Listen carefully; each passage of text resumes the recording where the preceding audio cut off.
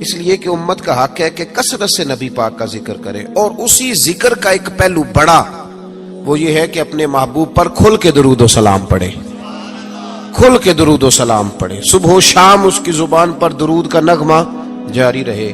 اور حضور کا یہ حق ہے امت پر کہ امت اپنے نبی کی فرما برداری کرے، امت اپنے رسول کی فرما برداری کرے، اتباع کرے، اطاعت کرے، حضور علیہ السلام کے نقش قدم چلے۔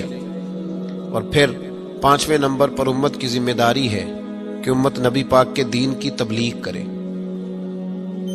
دین کی مسواک کرنا سنت ہے نا جی، پتھر کھانا بھی سنت ہے، پتھر کھانا بھی یہ بھی سنت ہے۔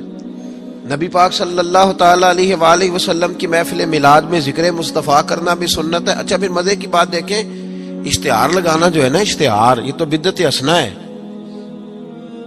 اور دروازہ کھٹکھٹا کے کسی کو محفل کی دعوت دینا یہ میرے محبوب علیہ السلام کی عین سنت سے ثابت ہے۔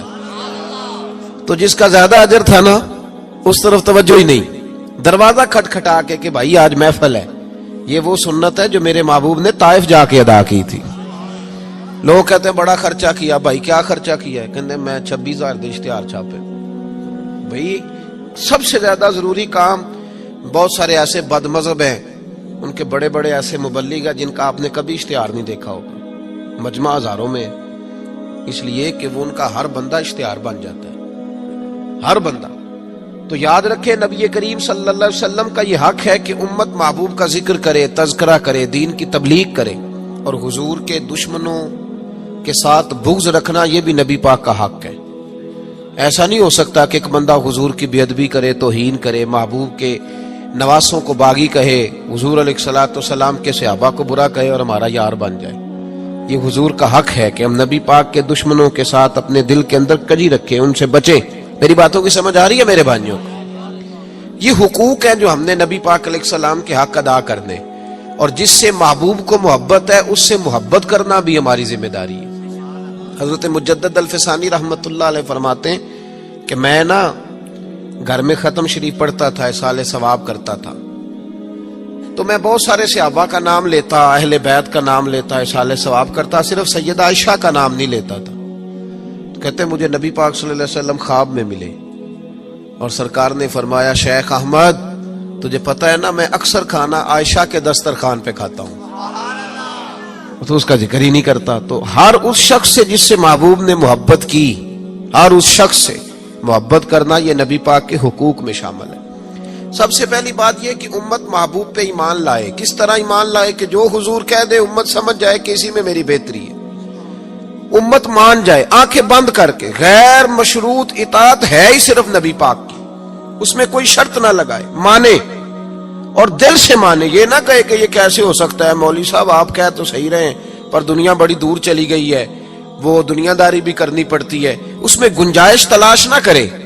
جو حضور کہہ دیں اس پہ ایمان لے آئے، جو نبی پاک فرما دیں اس پر ایمان لے آئے۔ نبی پاک صلی اللہ علیہ وسلم مکے سے ہجرت کر کے مدینے تشریف لا رہے تھے، حضرت ابو بکر صدیق ساتھ تھے۔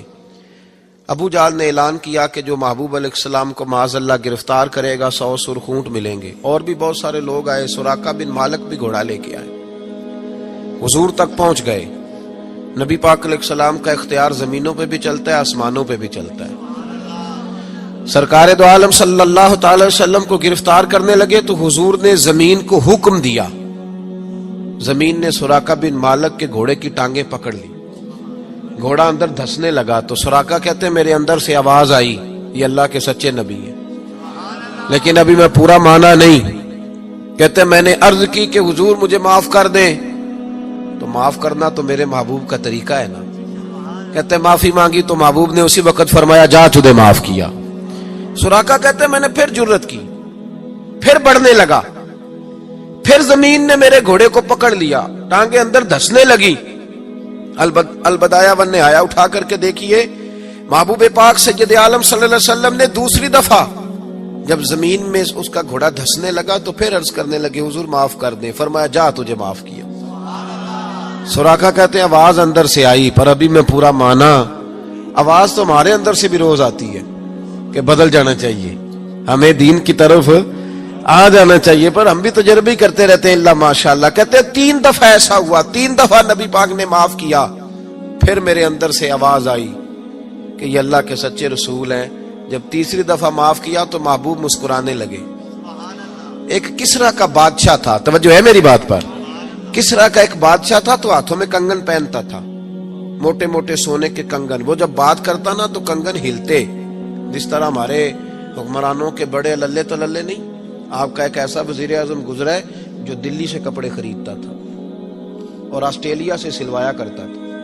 یہ غریب قوم کے حکمران ہیں. چلے خیر، ان کی میں کیا بات کروں. اب تو پیروں کی گاڑی بھی 1.5 کروڑ کی آتی ہے، ان کی میں کیا بات کروں. اب تو لوگوں کو فقر کا درس ہے. دنیا کو کہتے ہیں فقیر ہوتے جاؤ، خود امیر ہوتے جاتے. اب تو یہاں بھی حال بڑا اللہ ماشاءاللہ عجیب ہے. اس طرف کیا جاؤں، یہاں بھی رونا بڑا سخت ہے. غریب سادہ تو رو رو کے ہو گیا تائب، کاش اس پیر مغاں کو بھی مل جاتی توبہ کی توفیق. اور اقبال نے کہا یہ نذرانہ نہیں، یہ سود ہے پیران حرم کا جو لگایا ہوا ہے ٹیکس. آئے ہو تو کیا لے کے آئے ہو. آمدام برسر مطلب. وہ کسرا کا بادشاہ جو تھا وہ کنگن پہنتا تھا، جب بات کرتا تھا تو بجتے تھے. تو مشہور بڑے تھے کہ اس کے کنگن ہیں بھائی.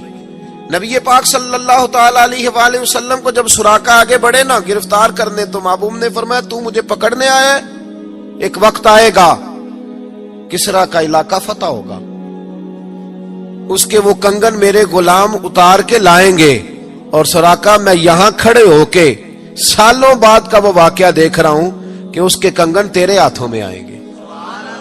اب ذرا رک کے سوچئے، مکے سے نکلے ہیں، مدینے ابھی پہنچے نہیں، ایک گاؤں پہ بھی مسلمانوں کی حکومت نہیں.